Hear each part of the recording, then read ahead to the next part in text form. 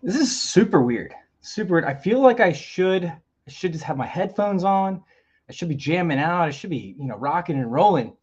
This is weird, man. I'm solo. This is my first solo podcast in years. I know Jamie's probably excited to hear these breakdowns. I know that some of y'all are ready to rock and roll, get this draft going. So let's go ahead and let's do that. Let's kick off this show.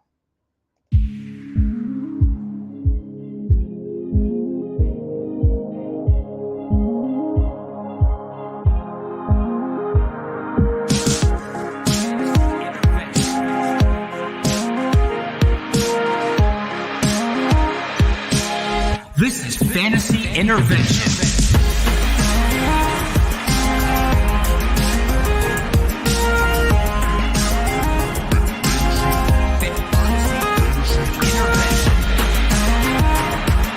Now here to intervene with your fantasy life, Shane Manila, Jacob Sanderson, and Chase Vernon.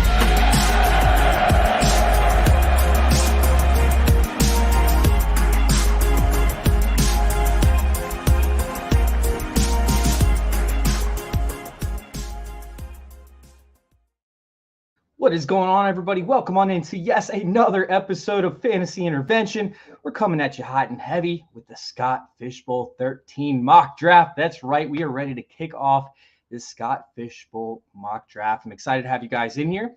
Before we end up getting started on the draft itself, I want to let everybody know a little bit about Scott Fishbowl, what it is, and also what the scoring lines up to be, so you can kind of strategize and get an idea for where you should lie. Let's talk a little bit about the event, of course, the Scott Fishbowl charity tournament, where Fantasy Cares raises thousands and thousands of dollars every single year for charities. It's the biggest fantasy football tournament in the entire world, and there's so many big-time names involved in it. Of course, we have the Scott Fishbowl Podathon that should be coming up here shortly. I think, 2 weeks from now or so, maybe 3 weeks. I think it's 2 weeks. We can have something along those lines. But anyways, go check out the Scott Fishbowl Podathon. Go check it out over there on Twitter at SFB Podathon, of course. And then over there on YouTube, just search the Scott Fishbowl Podathon. You'll find it very easy.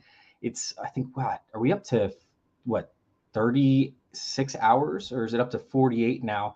We have all sorts of guests, such as the fantasy footballers, fantasy pros, pretty much you name a podcast, they'll be on there.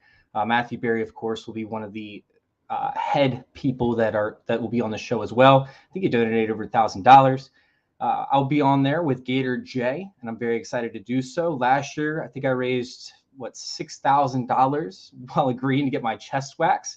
Raised $6,000 in less than 45 minutes. Yeah, that's right. I got my chest waxed. It's on the YouTube channel. You guys can find it. Pretty much bled through my t-shirt on the way home, but it was still 100% worth it with the amount of money we raised. So let's go ahead and let's pop on to discuss the scoring real quick. Make sure you'll keep us busy in the chat, of course. Make sure you hit subscribe, hit like. What's going on, Husker? I see you in there. Jamie, what's up, dude? Fly, Meatwad, of course. Big shout out to you guys. Yeah, I don't know what Shane's doing behind the Walmart. Who knows this time? But let's go ahead and jump into this scoring.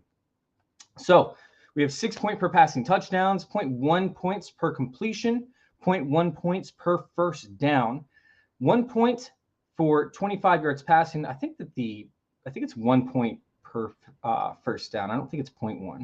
If anybody could get in the chat and let me know what that actual scoring is for that one, because I think it's more than just 0.1 point per first down.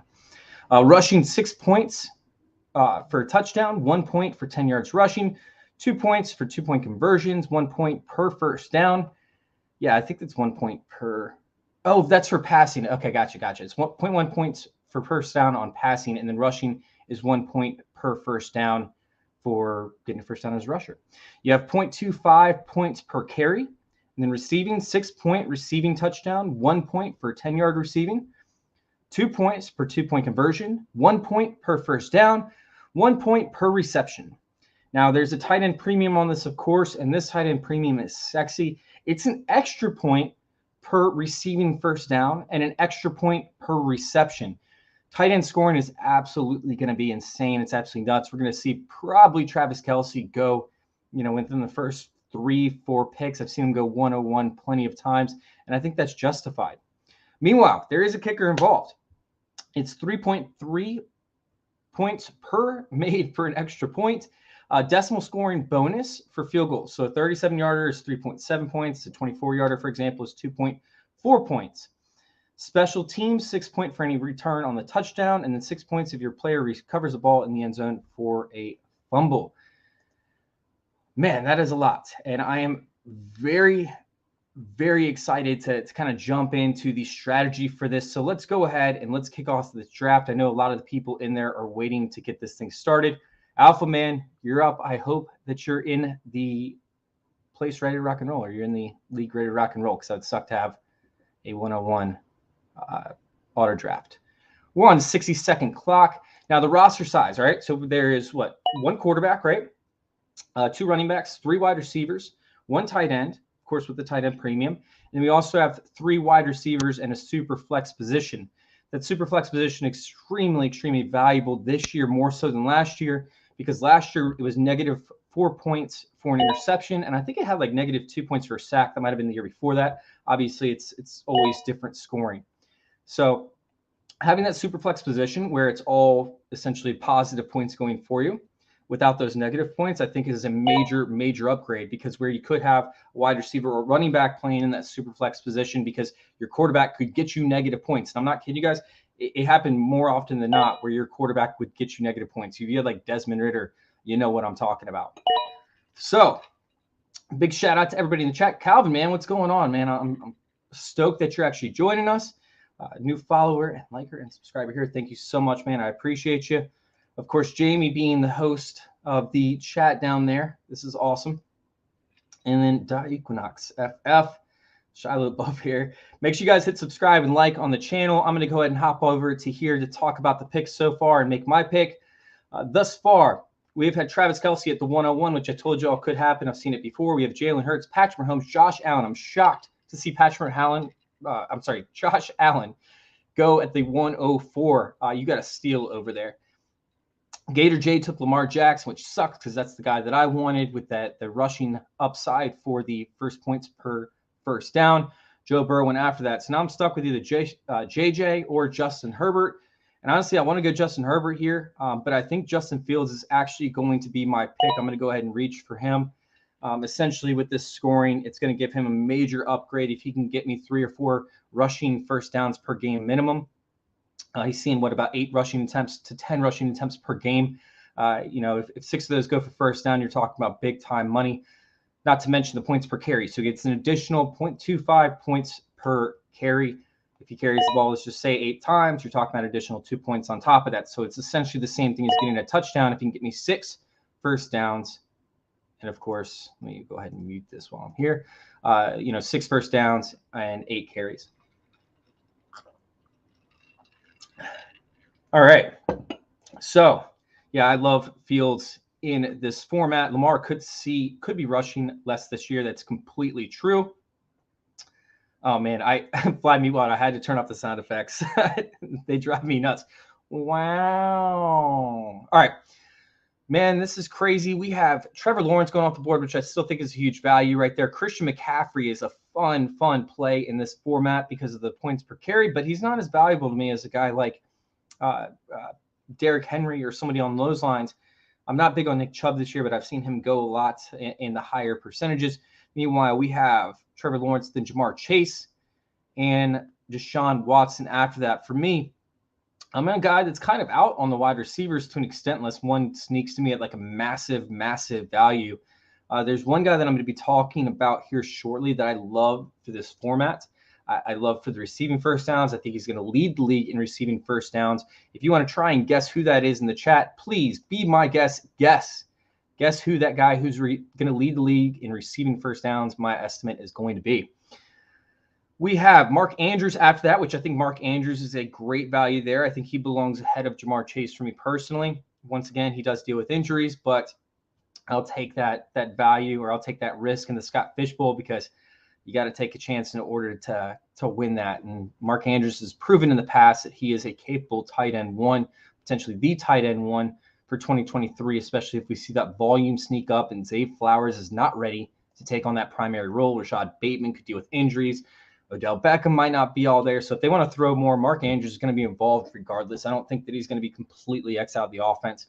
I'm not even a Mark Andrews guy. I don't like Mark Andrews. So I still think Mark Andrews deserves a look at that point. All right, let's see. Saw some talk that wide receivers are pretty low scoring this year. It's not the fact they're low scoring. It's just there's no bonuses intact with or tied to, I should say, in this Scott Fishbowl scoring. Meanwhile, every other position is pretty heavily invested. I mean, like if you even take like Deebo Samuel, for example, coming off his prime year with those rushing attempts, he still only saw, I think, 60 was last year, the year before that.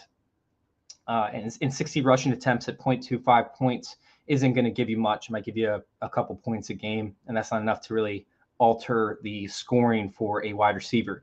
So although wide receivers do have 3 spots to start, and you got to fill those spots somehow, they don't have the bonuses that are tied to them. All right, Bijan Robinson coming off the board along with Austin Eckler. I like the Bijan Robinson pick here, assuming that he gets 20 carries a game. You're talking about an additional 4 points or so, plus the first downs. I mean, that's massive. Bijan Robinson is a huge value in this format. A.J. Brown follows that pick, which once again, I think it's a little bit early for the wide receivers. But if A.J. Brown, if any wide receiver is going to come off number 3, I think it would be either A.J. Brown or Cooper Kupp. For me, I'm still on Jonathan Taylor. I still think that he's going to perform at a high-end level. So for me, it's between Hockenson and Taylor, and I just think Hockenson has too much upside for me to ignore, so I'm going to go Hockenson here. The tight end bonuses are just too sweet, man. They're too sweet, and I love it. I love every second of it. Getting an additional point per first down and point per reception, Hockenson should easily eclipse the output or the scoring output for a lot of these guys, especially the wide receiver position. I think that he finishes outside of quarterbacks inside the top 10 for scoring throughout the year. Up after that, Tyreek Hill, which was tempting for me to take there. Cooper Kupp was also tempting. I mean, there's a lot of guys here that are just elite wide receivers for this scoring format. But for me, I still think that I wanted to go Hockenson. Gator J, who just said he has a surprise, is up on the clock. I'm very curious what his surprise is. As for the Amon-Ra St. Brown for receiving first downs, that is not my guy who I think is going to lead the league in receiving first downs. I don't think that they're going to have the volume to go to him. And once Jameson Williams comes back, who is one of my favorite receivers, I think he's going to stretch the field and offer less opportunities for them to get first downs because they're going to score at a higher clip this year. All right, with the bonus for first down and carries is Brian Robinson, a sneaky value. I believe he was top 15 to 20 in first downs last year. No, I'm on Antonio Gibson this year, which I'll talk more about once we get in that range. But Antonio Gibson in this offense for Eric Bieniemy is going to be the guy. And yes, of course, I did go Hockenson. Jamie, you couldn't have sniped me, bro. You couldn't have sniped me. You didn't know what was coming. George Kittle going off the board a little early. George Kittle had a few breakout games last year, but his consistency was a little rough. I think that with a overall better quarterback play, a more experienced quarterback, whether it be Sam Darnold or Brock Purdy, once Brock Purdy comes back, I think that George Kittle will be able to run more routes. The 49ers are very predictable as to when they'll actually have George Kittle running routes. I got to find the tweet for it. But I did talk about George Kittle last year, how if they faced a defensive end or anybody that had a higher blitz percentage, typically they would actually be able to, or they would typically end up holding George Kittle in the block. With that being said, it likely had to do with them having an undrafted or whatever it was, 6th, 7th round rookie quarterback in there playing and needing to keep the pressure off of him. And look who we have coming into the chat. Or I should say into the screen. Let me go ahead and add this item. Camera slot. What's happening? Later? What's going on? Get my headphones back on, man. It's been a minute. I'm stoked to have you in here. Yeah, I got about 10 or 15 minutes. I figured I'd jump on and chop it up a little bit. 10 or 15 minutes. What, are you leaving me after that? Yeah, listen, I got home late. You know, the wife is like, okay, come on. So I figured I steal like 20 minutes. All right, I'll take it. I'll take any time that you give me. Maybe 25 minutes, maybe something like that. I'm lucky that I had my headphones set up, man. I'm lucky. Oh, yeah. Well, I mean, you got to have headphones so you can hear, right? Wait, did I not have that layout going the whole time? Did I have the right layout going? I think so. It looked right. All right, cool. Like this. Like, is it still viewing like this for you? And you got it big now. Okay, cool. Wait, was it not big before? No, it was you were off the side all by your lonesome. Oh man, I didn't save the layout. I didn't hit the save layout button. No, you were over there all by yourself. Oh man, at least this is a little better. This is a little better. I have a question for you though.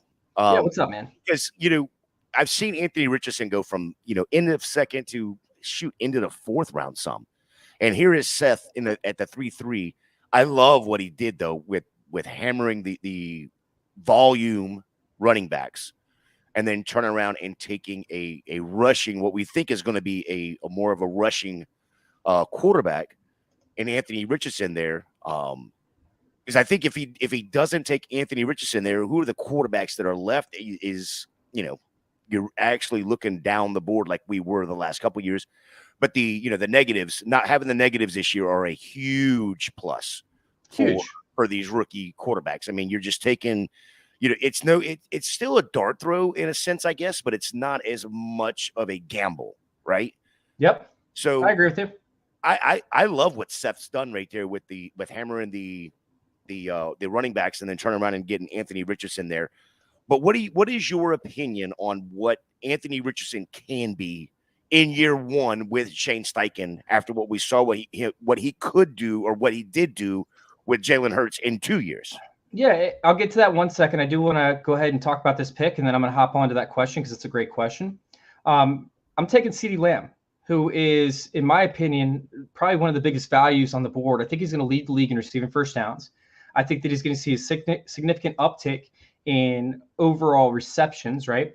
And without having Ezekiel out there to, hog touches essentially and slow down the offense to let the clock run, I think this offense is going to be a lot more proficient. I think we're going to see a lot more breakaway runs. I think we're going to see a lot more scoring opportunities. And now he doesn't have to compete with targets in the intermediate to longer area when they're dealing with Dalton Schultz as that stretch tight end, right? So I'm in love with CeeDee Lamb at this spot. I will take CeeDee Lamb 100% of the time if he's in the third round. I don't know too many guys that I would take ahead of him that I've seen available in all the mock drafts that I've done. So I love CeeDee Lamb. As for Anthony Richardson, by the way, big shout out to Bob Harris in the chat. He's watching BroCow 44's draft very intently. He must have the 11th spot as well. We drafted together in LA last year. It was an absolute blast. He gave me shit, and then I gave him shit. But him and Fabs going back and forth. I think it was Fabs, right, Bob? They're putting stickers on each other's laptops. It was great, man. It was epic. It was one of the most fun drafts I've ever been a part of, the SFBLA. But for Anthony Richardson, man, like he's in a weird spot for me because he's somebody that could give you like RG3 stat lines, right? Like a guy that could end up breaking away in year one. But do we trust him to do that? Will he get the volume or the opportunities to do that? They're going to pound the rock away with Jonathan Taylor, which is why I like Jonathan Taylor so much. I almost took him ahead of Hawkinson. That was going to be my dude that I was going to roll with. But, honestly, I'm a little bit concerned with his efficiency. Now, there is no negative scoring points, right? Like, I don't have to worry about incompletions. Incompletions were a big knock last year, right? I don't have to worry about that with Anthony Richardson. So if he goes out there and has his Justin Fields game, that's fine. Like, he can go out and go 13 for 20 because he's rushing for first downs. He's running 15 times a game. So I'm fine with that. My biggest concern with him is, do they start him in week one? Is he actually going to be the starter, or do they roll with Minshew? Because Minshew looked good in Philly, right? And maybe it was just the Philly offense, which, by the way, is still Steichen. But is he going to be the starter in week one, or are you going to end up, because of the scoring matters for the playoffs, right? Like the way that the playoffs work, it's your average score plus the points that you score in the playoffs. That way it makes it fair for everybody. And if somebody has a down week, it doesn't completely destroy your lineup because you're still going off the average scoring for what you've put up. But does Anthony Richardson hurt that scoring if you can't start another guy? And so you really have to draft two very good quarterbacks if that's going to be the case following this up, which means that you're going to have to reach to an extent to grab a guy that you can start week one just in case Anthony Richardson doesn't. Yeah, I'm not as concerned with Anthony Richardson starting week one with Minshew there. It came out the other day that they are very, very high on what he's done so far. You don't He's throwing interceptions though. He's not reading the offense as well as he should. He's athletic, right? And that's pretty much all they complimented him on. Okay, that's fine. You don't take a guy number 4 overall and not put him in there. Trey Lance. Well, okay. That's a very, you know what? He couldn't operate the offense. If you would have said anybody else, I probably would have had an argument, but that is such a fair comparison because they are both so similar when it comes to their college.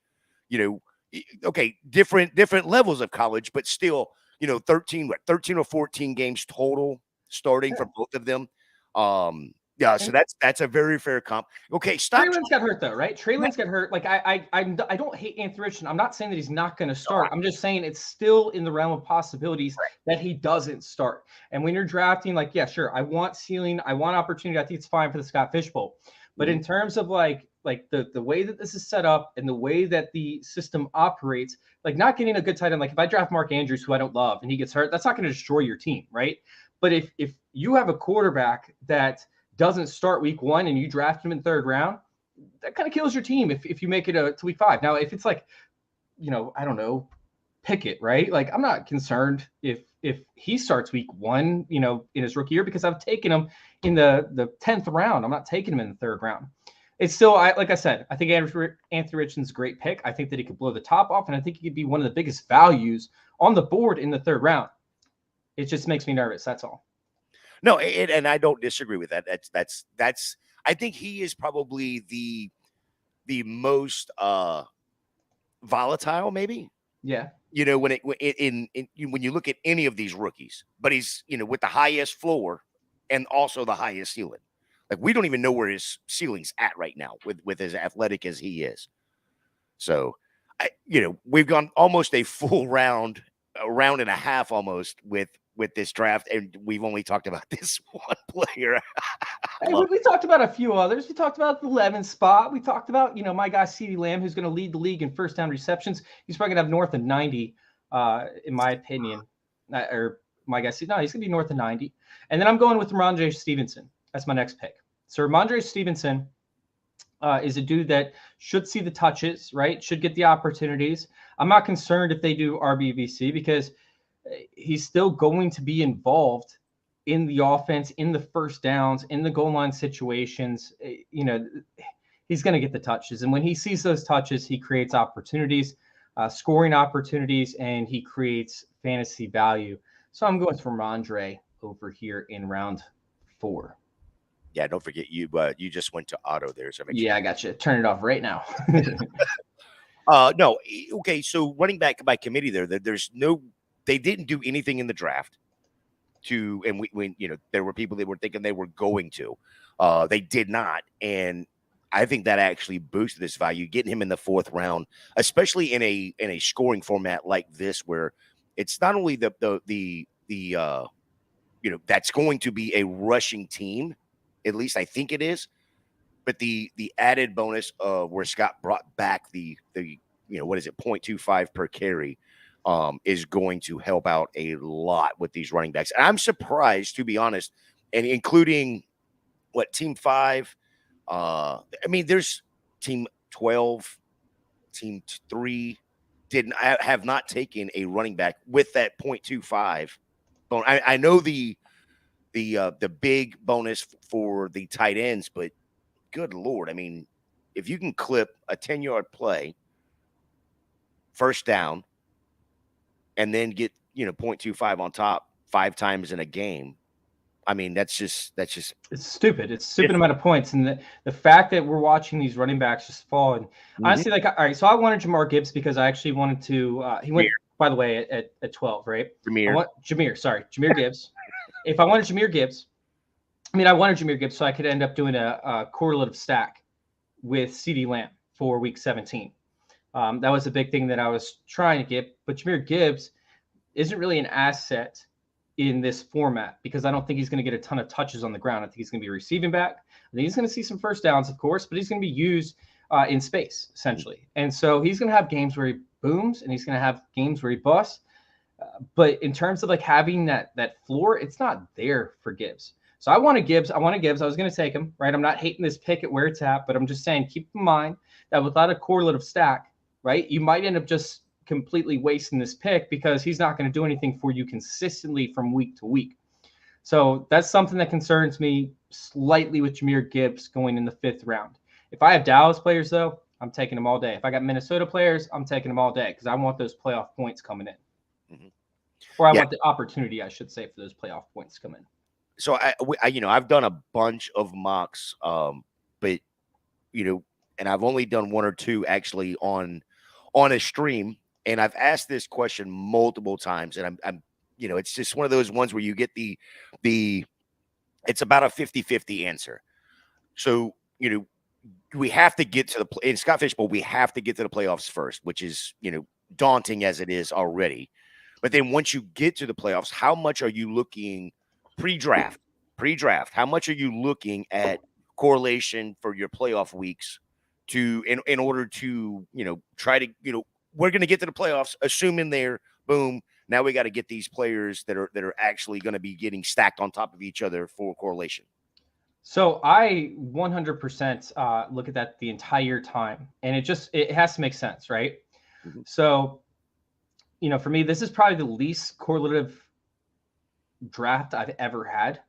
Personally, I typically would have gone I pretty much would have set myself up for round 1, knowing that I'm trying to get CeeDee Lamb, that Dak Prescott could fall. I could have gone Justin Jefferson first and then taken Dak Prescott at the 107 instead of Hawkinson, right? So I would have had an immediate hit at the wide receiver position. Then I would have had Dak Prescott, and then I would have stacked CeeDee Lamb, and then hopefully Jahmyr Gibbs would have fallen to me. If Ramondre Stevenson, or if I didn't take Etienne, typically people are going Etienne over Jahmyr Gibbs. So I would have ended up having a complete stack almost immediately, and then ended up trying to get Jameson Williams later on in the draft. Sam Laporta, towards the tail end of the draft, or at least the midsection, because I think he's going a little bit earlier. But because I'm trying to kind of create an example of, what an optimal lineup will look like just from the start, I'm not doing that off the bat. With that being said, this is going to be something that I focus on towards the tail end, where I'm trying to get backdoor correlations versus immediate correlations in the first few rounds. But when it comes to my best ball info that I typically try to build on, this team is very far and away from what I would normally do in terms of correlations. So now I have to get Bills players right. I've got to get Green Bay players. I've got to get Atlanta. I've got to get Detroit. And those are the primary ones on my list. Jacksonville plays. I'm trying to remember who the Jags week 17 matchup is. Sorry, I had all. No, you're 4 of the 5. I can't remember who the. So do you use a lot of what you do with best ball? Do you use that to help you with Scott Fish Bowl because of the way the scoring is set up? Yeah, because the way that best ball operates is essentially Scott Fish Bowl-esque. You have a huge pool, right, of people, and your whole goal, nobody knows who won or who got 15th place, right? Nobody knows who. If you get 15th place, there's nothing that comes with that. Okay, thank you, Slimy. What I appreciate. Yeah, Panthers. So that's a later stack. So I'm cool with running Jacksonville later. I don't have too many Jacksonville stacks so far in best ball. But essentially, you're playing for the championship. You're playing to finish as the number 1 overall person. You don't get a trophy for finishing 15th. So although I'm trying to pick matchups that are advantageous, offenses that are dynamic, right? We're going to see a ton of points scored out of Minnesota. We're going to see a ton of points scored out of Dallas and Detroit, right? We're going to see a ton of points scored by Jacksonville likely this year. They're probably going to be a top dynamic offense. So I need points, baby. I need points on dynamic offenses, but I'm looking for those week 17 matchups. Who's another one? Baltimore's a big one. Baltimore's going to score a ton of points this year. Miami, they got the matchup up against Miami in week 17. I love stacking those 2 teams. That's why I was hoping to get Lamar Jackson, but I got sniped by you on Lamar Jackson because I want to stack guys that are playing in the Miami-Baltimore game for week 17. That's a gold mine.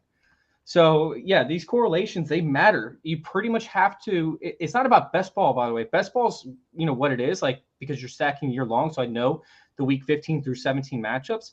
But the reality is it's actually DFS. We're playing DFS in weeks 15, 16, and 17. So we're trying to find correlations. We're trying to find high-scoring games. And if you don't understand, like, essentially what we're talking about, I'll break into that in 1 second. I'll revert back to that.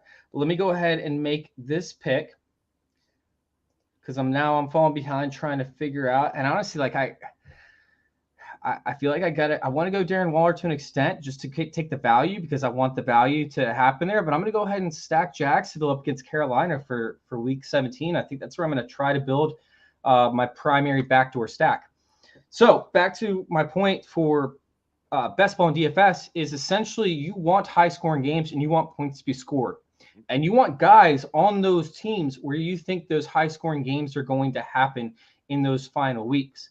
So, and it could be fine. Like you could end up having a guy that essentially runs the whole offense like Dameon Pierce last year, right? Dameon Pierce is a great example that won people money that you didn't need to have a stack on that team for because nobody else was worth having in any week in DFS outside of maybe Chris Moore because he was so cheap. But essentially you want guys on high scoring teams, right? Or high scoring games. And then you want the biggest opportunity to get points from those players. So when you see a Detroit versus Dallas matchup, keep in mind Dallas's defense is really good, but you have to assume that game is probably going to hit the over on 50 points, which not many games in the NFL do. So with that being said, 50 points scored in that game, that's going to be more than like Washington, San Francisco in week 17, right? Where that's probably going to hit maybe 30 points.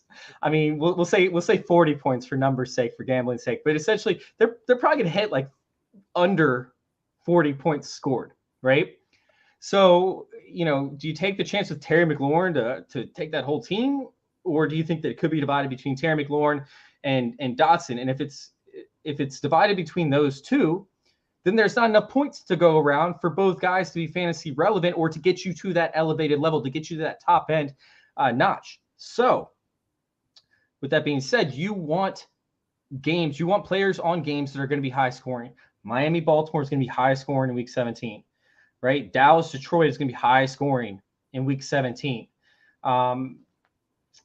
Who's another one? I mean, I think that the Jacksonville Jaguars could end up being a high scoring game. I'm not going to have very many shares on the other side. It could end up being a blowout, but at least they're going to have to play catch up at some point. So I want a DJ Chark, or I want Adam Thielen, or I want, maybe even Hayden Hurst, right? Somebody on that team to at least give me, catch up opportunity where they're going to score points in garbage time.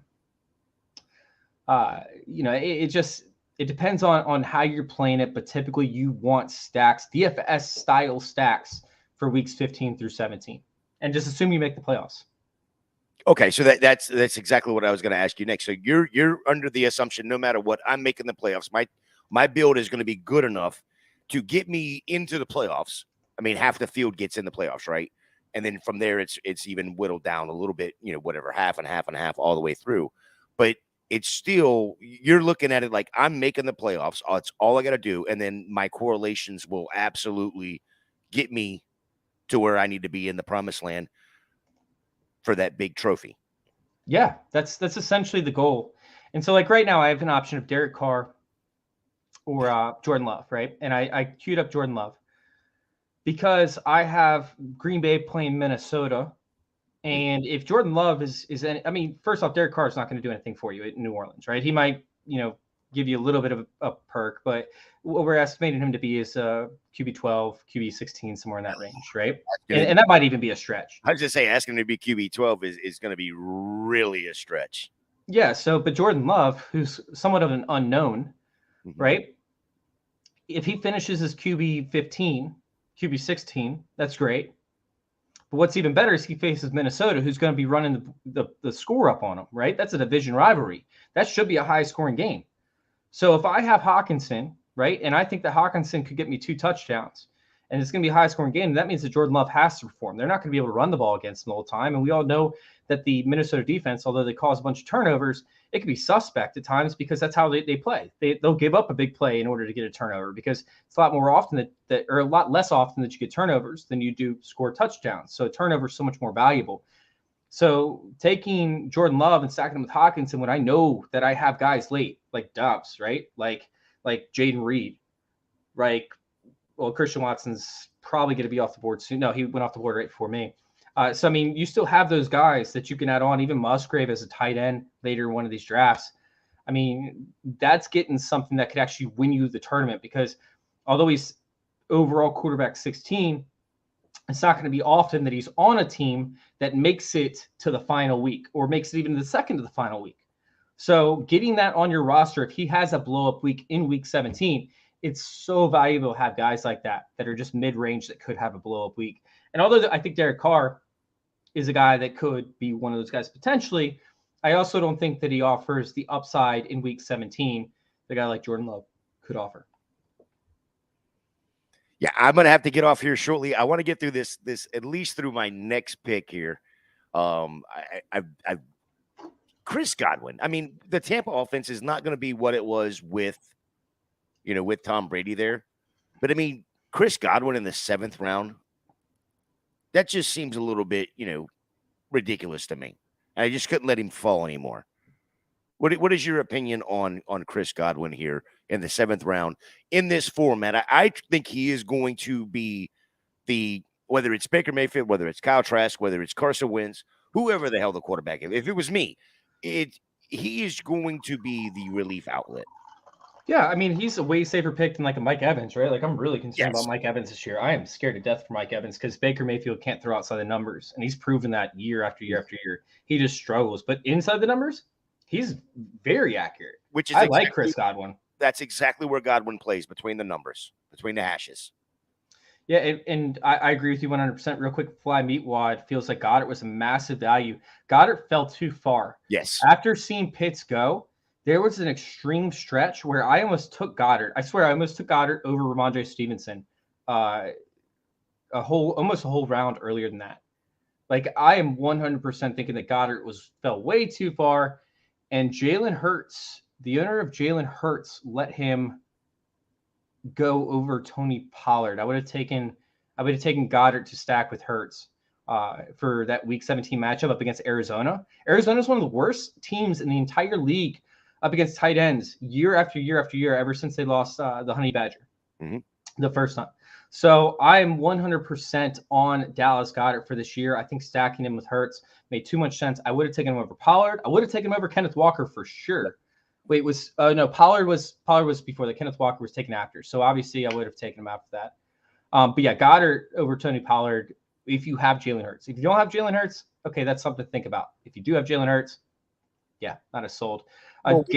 We got to talk to Husker about this because, I mean, he's taken Pollard over Breece Hall as well. So, I mean.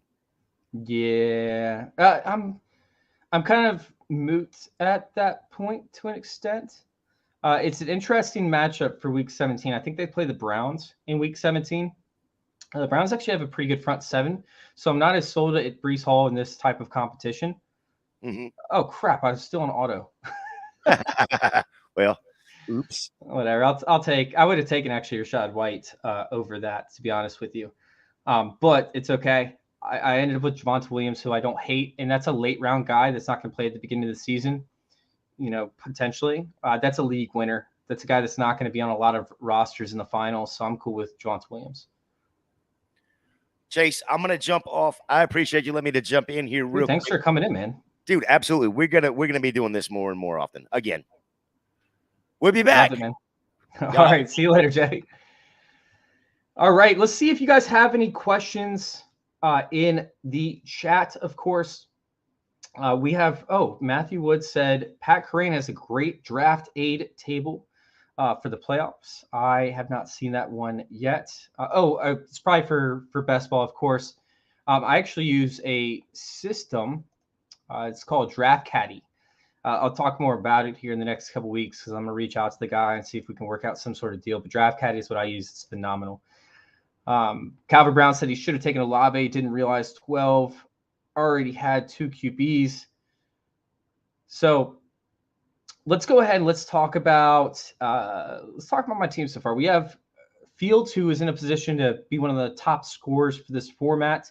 Meanwhile, Hockenson has potential to be the top scoring tight end, although that's most likely going to be Kelsey or Mark Andrews. He's not too far behind either one of those. So CeeDee Lamb, I think, could finish out as the wide receiver 1. So I'm very happy with CeeDee Lamb. Ramondre Stevenson and Travis Etienne make me a little bit nervous. That's where my team is probably the weakest at the running back position. But luckily, by the time I hit the playoffs, Javonte Williams should be in full swing.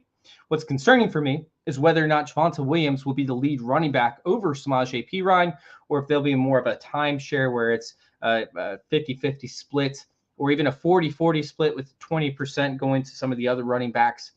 Javonte Williams is dominant when he receives the primary workload, but when he doesn't, it's a little bit more sketchy, so I don't love that aspect. Once again, I probably would have taken Rachaad White over that, and then Jordan Love. Right now, where I'm looking at for my team is going to be more so in the range of overall points scored. Even the quarterback position for me gets kind of interesting because we don't know what's going to happen with Jordan Love. He's somewhat of an unknown, but these guys are just sitting here. I haven't seen a run go, and I almost took Derek Carr 2 rounds ago. I probably should have waited on it. At this point, we could have had a combination of like DeAndre Swift and then had Jordan Love the next round. I could have a DeAndre Swift and Isaiah Pacheco, and it would have worked out. As for what I have now, it's a little bit of a risk because I only have one wide receiver, and we know we got to fill that. I'm tempted to take Marquise Brown because of the upside, but there is no correlation there. Jordan Addison actually makes a lot of sense because I do think that this Minnesota one is going to happen, but I'm going to wait on that. I'm going to go ahead. I'm going to pull the trigger on Marquise Brown. I think there's enough upside there for it to happen, although he does play Philly, and that's a tough matchup. I think that if it's somewhat competitive, he's going to see enough targets. It does make me nervous because we've seen teams over the past couple of years be more and more inept to hold their star players out of the final couple of weeks that they're dealing with any kind of injuries if the team is losing. So Arizona, who I don't expect to be good, if they're not doing well, Marquise Brown, which we know he deals with injuries from time to time, he could get held out the final few weeks. So that's something that typically I wouldn't draft for, but I do need a starting wide receiver to get me points to make it to the playoffs. So that's why I went Marquise Brown at that point. He said Hollywood right here is the one there. Yeah, 100%. I just hope that he ends up continuing to see the volume throughout the playoffs. Rondale Moore is an interesting guy that I think that they could see heavy utilization out of for weeks 15 through 17 if there are some injury concerns, because they need to know what they have in Rondale Moore, and they haven't seen it yet. So Rondale Moore is actually a guy that I really like taking for these type of formats because I think that he's going to see a heavy workload as long as he's healthy. Once again, giant question mark. It's kind of weird how all of the Arizona receivers are never healthy. Oh, I did forget kickers. That's my fault. I apologize. I forgot to include kickers in the final format. Kickers aren't going until the 15th round anyways, so I'm not really too concerned about it. My bad, though. I forgot to add that in. All right. What's y'all's favorite value on the board so far? I mean, we brought up Goddard, right? That's probably my biggest value. I think Miles Sanders probably made it too far in this format, going ahead of Dameon Pierce, which is somewhat shocking to me. Joe Mixon making it to the 5th round. He's going to play this year. They pretty much already came across and said that he's going to play, so I think that's a massive value. He's going to see 15 touches a game minimum. What's y'all's favorite value on the board? Let me know in the chat. Make sure you hit subscribe, hit like, of course. Leave those comments. Give me those hearts. And let's discuss this team for the number 1 overall pick. He started out with Travis Kelce, got Dak Prescott on the turn, which is great value for me personally. Then he ended up with Garrett Wilson next. Najee Harris, who could still see 15, 20 touches a game, so it's a good pick in the 4th round. J.K. Dobbins, who's doing a hold in, whatever that means. I love J.K. Dobbins, by the way, especially for that matchup later on in the season. Dameon Pierce, not my favorite pick, but it still works. They're up against the Tennessee Titans in Week 17, and that makes things rough, real rough for Dameon Pierce. They have a great run defense, and they got a monster on the inside, Simmons. But they ends up going with Kenny Pickett, George Pickens to stack, John Dotson and Sam Howell to stack. Okay, that got interesting. At first, I wasn't into this team. I was like, you need better quarterbacks than that. But I love the stacks, man. That is actually really solid. I like those picks. You changed my mind as I'm talking. Great job. Hold on 1 second. Alpha, that was sick. I like it, man. Really like it. Yeah, Matthew Wood said, forgot kickers. Oops. Yeah, my bad. Derek Carr going as late as he did to pair with Josh Allen. I actually love that combination. I think that's very solid in terms of getting a guy who has a solid floor, not the best ceiling in Derek Carr, and then getting the best quarterback for this format, in my opinion, Josh Allen. So I do love that. He has Jonathan Taylor, Breece Hall, and Isaiah Pacheco. That's a pretty dope team. I don't love Devonta Adams in the third round. I don't think he's going to see the volume that he's seen last year. I felt like it was getting forced his way. Meanwhile, you have Keenan Allen, Terry McLaurin, Christian Kirk. Not a lot of correlation there throughout this lineup, so I'm a little bit concerned for your Week 17 or your playoff run, essentially. But it's still a good team overall. I like the pairing of the quarterbacks. Let's go ahead and go to my team. I waited on Jordan Addison. It ended up working out for me. Now I compare these two guys when it comes to Hawkinson and Jordan Addison. Hopefully end up with some Green Bay receivers and a couple other players here a little bit later. I absolutely love that. Let me go ahead and scroll down so we can talk about some of these. Actually, you know what? I'll minimize this for now. Let me look at some of these other teams I like. Okay, I like Shia LaBeouf's team.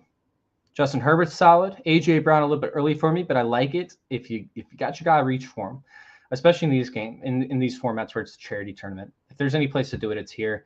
Meanwhile, you end up going with running back Josh Jacobs, which is a very solid pick in the third round. I think that he should probably be a second round guy. So for him to go there, that's very solid. Meanwhile, you ended up having Jalen Waddle, who could take the top off, especially if something happens to Tyreek Hill with that recent assault charge that he's facing now. If Jalen Waddle's the wide receiver 1, and that's the only guy they got outside of Braxton Berrios and Cedric Wilson, you're talking about big-time money, baby. Great pick. Russell Wilson to pair with Jerry Jeudy. Love that. Darren Waller, huge value over there. I wanted to take him, but I wanted to get my Jacksonville stack in with Etienne and Ingram. So great pick. And then you got my guy, Rachaad White, who I would have taken. Dave Montgomery should see the first down opportunities, or third down opportunities, I should say, to convert to a first down, plus the goal line touches. He'll end up seeing about 12 carries a game. That's solid. And then he goes to the rookie, Quentin Johnston. So I like that team so far. And then we have the rookie quarterback team. Ooh, this one makes me nervous, Blog. What's going on, man? If you could explain your team in the YouTube chat, that would be awesome. We have Justin Jefferson, Bijan Robinson, Nick Chubb. Good start. Devonta Smith, somewhat of a value in round 4. Calvin Ridley. But then he goes to 2 quarterbacks. And that makes me nervous, man. That makes me nervous. Getting a quarterback, Bryce Young and CJ Stroud, considering we don't expect either one of those guys to run a lot. There's not going to be a lot of first down conversions on the ground. In between that sandwich was Christian Watson, so I do like that pick. And then Pat Freiermuth should get plenty of first down opportunities. And Michael Thomas could be an absolute beast. I love that pick. Following Jordan Addison, I would have taken him if it wasn't for my correlative stack. So I do love that pick. But that's a risky team, man. That's a very risky team, and I don't love the quarterbacks. You better get a veteran in there just in case something happens to one of these rookies. They're just not efficient. Quentin Jefferson. Flywatch says, I think Quentin Johnston is being underrated in a redraft. I think that makes sense. He's the third wide receiver on the team. I can see him being that big slot guy. He could also be the Twin Towers on the outside. You got that Herb stack. The Herb stack for Quentin Johnston. Yeah, that's right. That's actually a good one. I like that. I do like it. I think that it's an opportunity to do a backdoor stack that typically doesn't exist for people in their mindsets when they're looking at their stacks. They're thinking Keenan Allen. They're thinking, Mike Williams. So it's interesting. I think that it has a lot of value. I'm trying to remember, the Chargers have a good matchup, I think, in week 17. Is it the Raiders? Might be the Raiders. So that's also advantageous.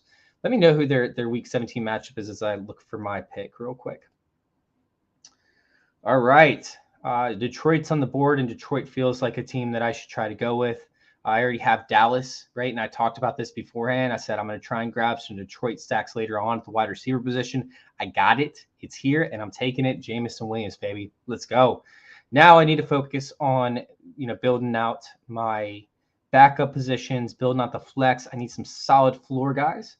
I can't go all upside at this point like I did with Jameson Williams. That's going to be more of a luxury pick. So I need to get some guys that I know I can start in my flex 3 games a week. Obviously, I forgot a kicker, so I guess two technically. So I need to start looking for some of those values. And there's some guys on the board right now that I'm looking at that I absolutely love in terms of floor guys with value. Quarterback position, man, you guys are getting a little wily with this. A little wily going Desmond Ridder. I actually wanted some Desmond Ridder. I'm not going to lie. They play Chicago week 17. So I would have loved to go with Desmond Ridder, the rushing upside that he offered over there for my third quarterback, potentially flex him if he has a decent season. Oh, it's the Chargers play Denver. Yeah, that's right. So it's actually a good matchup. It's a division matchup. I love the opportunity to try to build out lineups with Russell Wilson and Justin Herbert. Try to maximize that game. I think it's going to be a decently high-scoring game if those teams stay healthy and if Russell Wilson can fix his shit. Obviously, Denver did a little bit with the rebuild in their defense. They're still a good defense, but typically that doesn't really matter with the AFC West. All right. So I usually go Fields, then Young in these mocks. Yeah, I guess I stole your guy, Jacob. I stole your dude a little bit before you could get him. And then Flat Meatwad says, oh, yeah, divisional game. It still should be a big matchup. I wonder what their games were last year, although, we know that Russell Wilson was terrible last year, but it is what it is. Dude, I'm going to talk for literally like an hour and a half nonstop. I hope you guys appreciate this. I hope you guys hit like, hit subscribe. Give me some of your strategies that you're talking about. If I didn't mention a stack or if I didn't mention a certain strategy that you guys might be pursuing, let us know. Share the wealth in the group chat, of course, on YouTube. We definitely appreciate it, and I appreciate all the people that have been in the chat so far today. It's been fun having these people in the chat. It's been fun. The conversations are fun. Come back next week, Wednesday at 8 p.m. and join us again. Turn on the alerts to get the notification. We will be talking all sorts of fun stuff like we typically do. I think next week I'll probably cover players that have a chance to finish in the top 36 or so at their position that aren't being viewed for wide receiver, top 24 for next week. But I got to go back and make sure that's actually the topic. Oh, man, we hit a quarterback run after my pick. We saw Desmond Ridder come off. We saw Mac Jones come off the board. We'll go ahead and scroll down now. Saw Brock Purdy come off the board. I'm kind of curious why people aren't trying to target Jimmy Garoppolo. I understand that he has surgery, but he's going to be the starting quarterback, and that's a good offense. Especially, where did I see Devonta Adams come off that I was talking about? Devonta Adams, he was in the third round, right? There he is. Yeah. Oh, he went Save Flowers instead of Devonta Adams. Man, that's a tough one. I do think that's a correlative ad for week 16, if I remember correctly.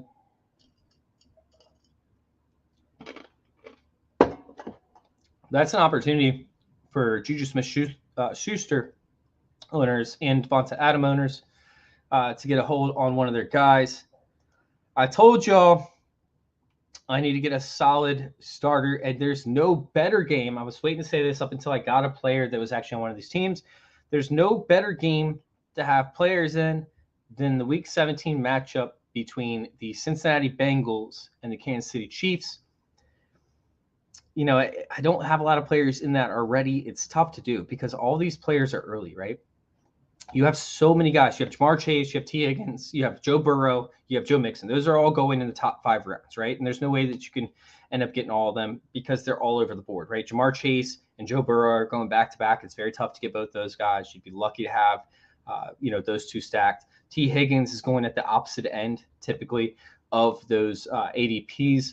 Then you have Joe Mixon, who's going right in the middle of the two. So unless you want to reach for it, it makes things really, really difficult to try and stack that. Meanwhile, Patrick Mahomes, Travis Kelce, both going in the first round of drafts. So you can't get either one of those to stack. So it's very tough to get a stack inside of one of those games. But there are ancillary pieces, I should say tertiary pieces, like Jerick McKinnon, who is more of a option 3 on that team for the Chiefs. Maybe option 4, maybe even option 5. Where he still offers a value and blow up games like we saw last year. Tyler Boyd, right? I probably shouldn't be saying his name too early because I might get sniped on this, but Tyler Boyd might be somebody I'm trying to run it back with. Irv Smith Jr. is another guy that I might be trying to run it back with. And who knows, maybe even a play with Chase Brown because Joe Mixon might get hurt. Could work towards the tail end of your drafts. I wish Samaje Perine was still there because I would take him all over the place if I had opportunities, especially with the target share that he saw. Travion Williams is another guy as well. Meanwhile, you have receivers all over the Chiefs. that could end up panning out. You have Marquez Valdes-Scantling. You have rookie wide receiver Rashee Rice. There's just so many different options that you can go with on this team. And I can't believe DeAndre Hopkins hasn't gotten a contract from the Bills or the Chiefs yet, or even a meeting.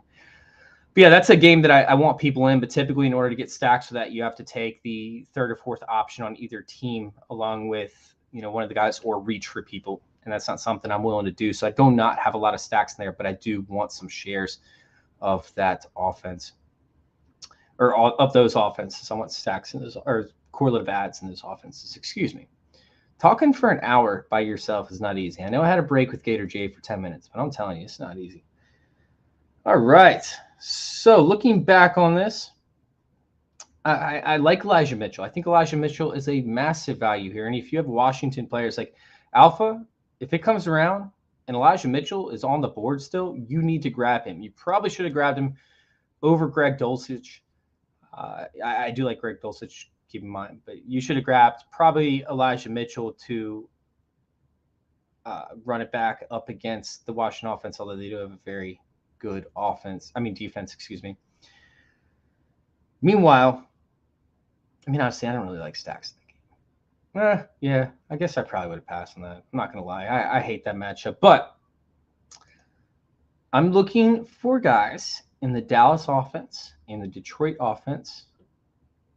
I'm looking for guys in the Carolina offense, which I think is going to happen a little bit later. But right now, I think that the route that I should go is picking up my third quarterback, because although quarterbacks get hurt and you can pick one up in the SFB, I think that Baker Mayfield at this point is a guy that's going to at least generate enough points to get me through a bad week. I feel like I should have taken a third quarterback earlier.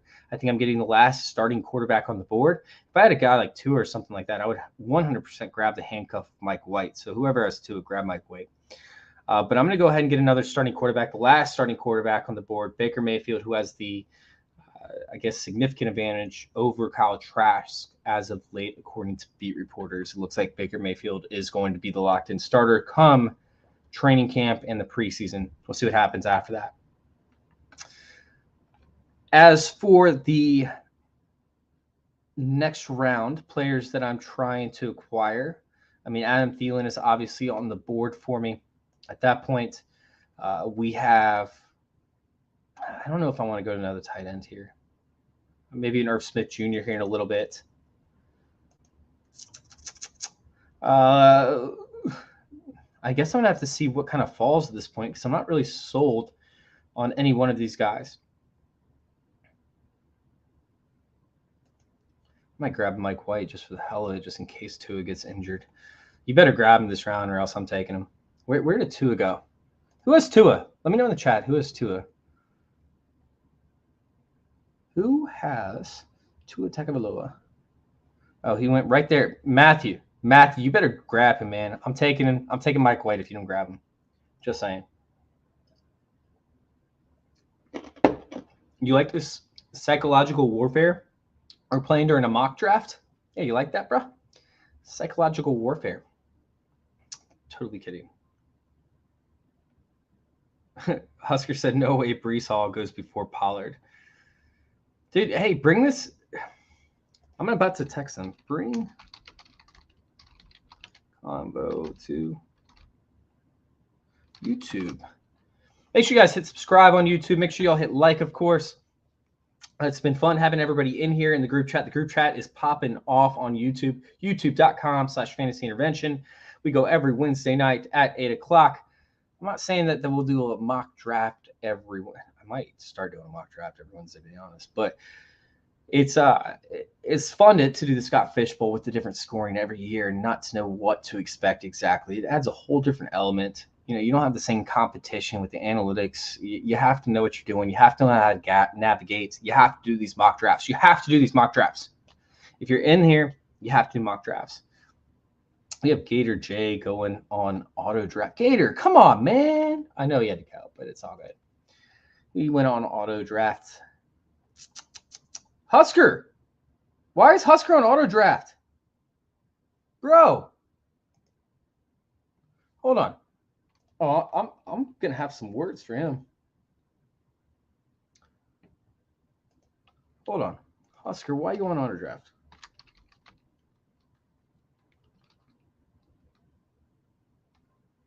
It's not coming up for me.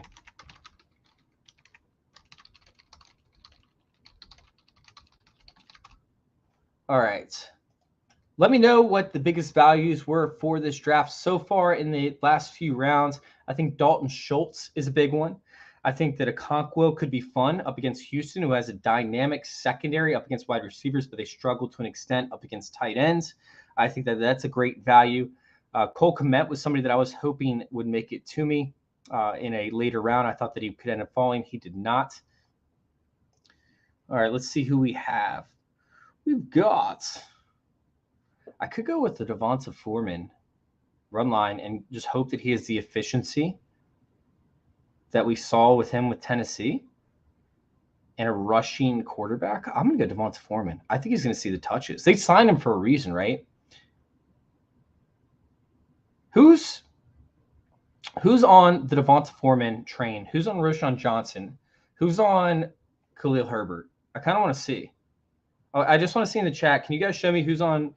I wish I could do a poll through StreamYard. That'd be cool. Who's on Devonta Foreman?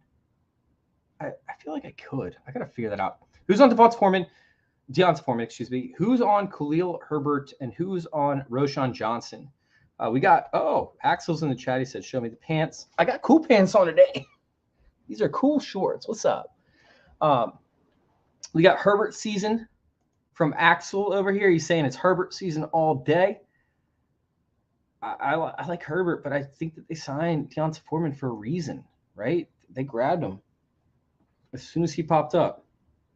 Matt from Trophy Smack is texting me, the owner. He says, dope stream, bro. He didn't say that. He just said dope. Oh, you got Irv Smith Jr. Damn you. I wanted Irv Smith Jr. for that rollback stack. Oh, man, Shia LaBeouf. Khalil, if he could block, that's a major issue for real. Sky Moore season. What does that have to do with anything? We're not talking about Sky Moore right now. I'm trying to figure out Herbert or Deonta Foreman or Roschon Johnson. I think Roschon Johnson's so much further out than where the industry is valuing him. Like I like Roschon Johnson. I think he's great. He's a great backup running back, which is what he's been his entire career. He said Brady season. Get the hell out of here, Axel. All right. Let me hop back into I like that Rondale Moore pick. Let me hop back into this draft and do some breakdowns on the players picked. Warren is a solid value, followed up by Jerome Ford. So we got two backup running backs, same division. They should be playing each other. I think they only actually play each other once. I think they're week 18 matchup, if I remember correctly. But that's still two players that could emerge as starting running backs. They're also Warren is his handcuffs. So that makes a lot of sense. Meanwhile, Rondale Moore going in the 14th round ahead of certain guys. Typically, Underdog has Rondale Moore so far down, but I love Rondale Moore for this season. I think he's going to be a beast, and I think that he could see a high level of exposure. Seth, damn you, dude. You took DJ Chark? That was going to be my pick, bro. Give him back. Give him back, Seth. That sucks. Took my dude, man. Is Jamal not there? With Kamara suspension, what are we thinking? Honestly, I love, even without the suspension, with the points scored, 0.25 points per carry scored for the Scott Fish Bowl. I am really, really on Jamal Williams. Is he still up on the board? Because that's a smooth pick. I don't think he is. He got taken already. Yeah, that ain't going to happen. I guess I got to go Jonathan Mingo. He's thinking that they're going to merge as the slot receiver. I don't love this pick. I don't really like Jonathan Mingo that much. He wasn't really productive in college. To expect him to come out and produce his first year in the NFL is kind of like pipe dreams.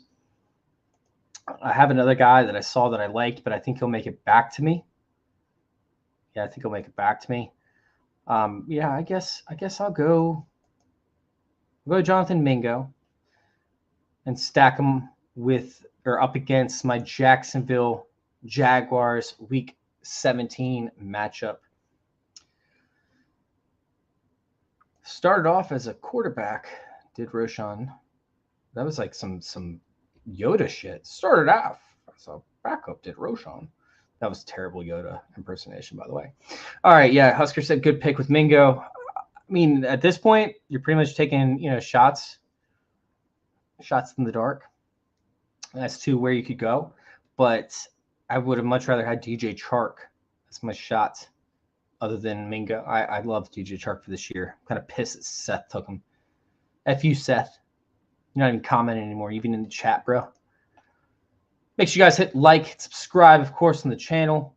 We're going to the tail end of this draft. Might end up ending it here soon, depending on how many people are still actually paying attention in here. Big shout out to everybody that's been involved. Of course, Husker. Well, let me go back to this. Got Alpha, big shout out to you. Husker, Beats by Dre, T. Feezer, Gator J, of course, Matthew W. Dowd. Can't see your full name. Shout out to LaBouffe. Blog between Seth, Bro Cal, and Bobby Lawrence. Big shout out to you guys. Y'all have been great doing this draft. Trey McBride was the guy that I wanted to come back to me. Son of a bitch. I like that dude. I like Trey McBride for this year. I think that there's a chance that they move off Ertz by the time the season comes along. I think they're keeping Ertz along up until they make sure that Trey McBride is ready to take that starting role, but I don't see any reason they should keep Ertz. I've been looking for numbers, and I think they can save about $3 to $4 million in the cap space by getting rid of Ertz. But Ertz, he probably wants to play for a winning team. He probably wants to go win another Super Bowl. He was on the team with the Super Bowl, right? He probably wants to go win another Super Bowl. He could end up going to a few different teams that are at least competitive, and Arizona's rebuilding. Why wouldn't they move off him? Save some salary cap space, and get a young player some experience in the field. Dude, just go help yourself. So I don't see Ertz personally starting the year for Arizona, although it's possible. And if he does start the year, I really don't see him making it past the trade deadline. Meanwhile, we have Tyjae Spears, who I love, up against Houston Week 17. So if you have Houston guys, I would make sure you lock in Tyjae Spears. We saw it at the 103 now with him going. Chuba Hubbard, who I still think is a value for Carolina. We see Miles Sanders get hurt for a couple games each season. He's a fill-in guy. He's a guy that you can flex from week to week. Still should see an opportunity with a rookie quarterback. Wan'Dale Robinson, who, by the way, he had a very solid role, essentially, and he should be taking over for Kadarius Toney in his role moving forward. Hopefully he can stay healthy. Raheem Mostert, not the biggest fan, but I can understand taking a shot. Oh, man. This is where it gets tough for me, and I do see your question, Husker. I'll get back to that in 1 second. God, I kind of want to take a third wide receiver from Minnesota and try and box out the person who has Kirk Cousins. Make sure they can't make a run. Really tempted there. Really tempted. All of my Green Bay guys ended up coming off. Oh, well, that auto drafted for me. So guess what I'm doing? I'm taking them. Let me pull this back up. Turn off the auto pick. Scroll back down. Who do you guys think sees more snaps or more targets over the first 5 weeks? KJ Osborne or Jordan Addison? You think Kyler's a value? Should be back end of the first quarter of season. Yeah, I think he's a tremendous value. The issue is will he last? Will his offensive line be able to block for him? I don't know if that's the case. It's sketch, man. It's just such a sketch situation for Kyler Murray. Dealing with new offense, dealing with no wide receivers outside of Marquise Brown, Rondale Moore, who are both kind of a similar player to an extent. They're undersized. They can't stay healthy. Wilson is their other guy who, what can you say about him? Nothing. He's just nothing at this point. Sam Darnold. Oh, that's a great pick, Brocal. Brocal 44, great pick with Sam Darnold, who has the edge to start the season. I might have tried to wait a little bit longer. Still a smart pick. I would love to pair. If you have Kyler Murray, pair him with Sam Darnold. That's the perfect solution, right? That's the perfect solution, pairing Kyler Murray with Sam Darnold. I love that. Kyle Trask. Interesting. God, you're really loading up over there. Wait, was this the... Oh, yeah, this is the rookie team. 5 freaking players. Okay, I like it. I don't hate it, Block. And there's a chance Ryan Tannehill gets traded. They need to save some value, right? I like it. I don't hate it. I really don't. All right, I'm going with my dude. It's time to pull the trigger on my guy, Kenny Gainwell, up against Arizona. Depleted defense. Kenny Gainwell by the tail end of the season, week 17, has a chance to go off. He has good matchups on the run to it, and we both know that Rashad Penny and DeAndre Swift have issues staying healthy. I think that Kenny Gainwell has a real chance to be the starter for weeks 15 through 17, and still has a role on this, way to get there. The issue is, I think do they play the Giants in week 16? It's gonna be Boston Scott week. That's gonna suck.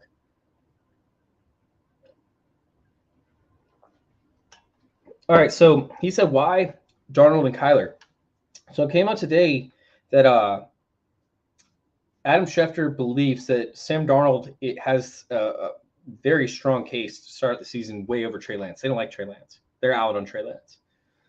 So Darnold is right now, if the season was going to start week 1 right now, Sam Darnold would actually get the start. Kyler Murray is going to miss the beginning of the season. So if you can grab Sam Darnold so late, as in the 17th round, right?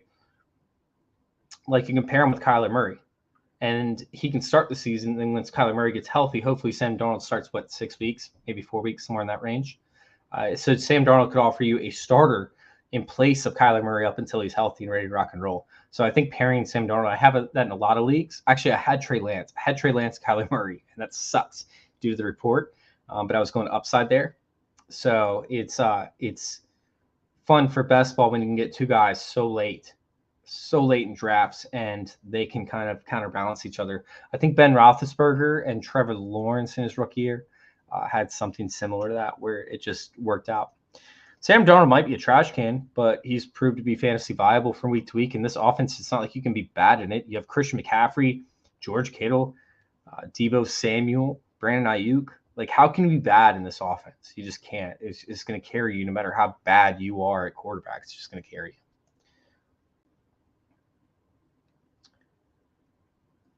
All right, we're going to do this round. I'm going to hop off. I'm still going to continue the draft, but I'm going to hop off this because I've been talking for an hour and 15 minutes by myself, and I'm sure you guys are tired of hearing my voice, but I'm going to finish this round, and then I'll probably do a roster review or something on those lines tomorrow if I have some time.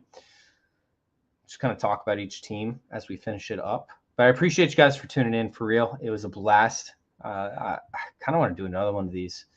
I talked to John Bosch. He might actually hop in to do one of these as well here shortly. I'm going to take Israel Abanikanda, excuse me. I think that he offers enough upside, enough value. You took Charlotte Booth you took Mike White so fast. Yeah, I was definitely fronting and saying that I was going to take him. But yeah, make sure you guys hit subscribe. Join us next week. I'll try to do a roster review on this roster and let you guys know which roster was my favorite, which one I perceived to have the best values and the best likely outcome. If y'all want to hear that, let me know in the chat, of course. For all y'all checking us out post-show, yeah, we do need to do one with Jacob and Shane as well, by the way. For you guys checking out this post-show, make sure you all check out youtube.com/fantasyintervention. Once again, that's youtube.com/fantasyintervention. We had about 30 people at pretty much the majority of the show up until this past couple of rounds, watching, commenting, engaging. So make sure y'all go check that out next week at 8 o'clock. Turn on that little alert to let y'all know we're going live. Thank you guys for tuning in, and thank you all for letting us intervene with your fantasy football life. We're out.